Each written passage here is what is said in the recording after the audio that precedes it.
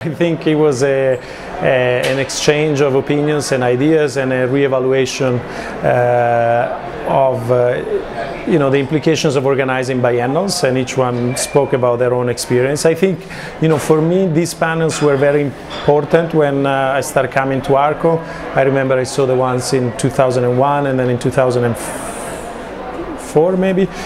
So it's always been a very important appointment, and it was very nice to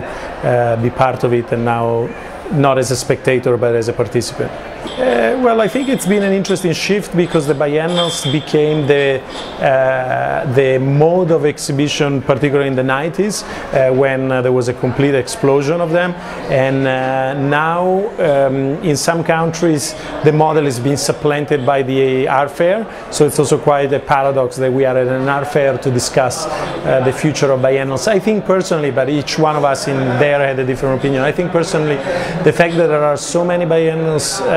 is quite liberating, because it means that the biennal is no longer a model, it's no longer one format, it's just what you do with it, and it's not a set of assumptions, it's actually a tool more than a series of rules. I haven't visited ARCO yet, but I think historically, and that what was important for me as a curator, was that ARCO was one of the first fairs to put an emphasis on curatorial meetings and curatorial exchange, and so it's always been a place where, even as a young curator and a young professional, I always came not just to look at the fair but also to meet my colleagues and talk and have sort of academic in-depth exchange, and I think that should be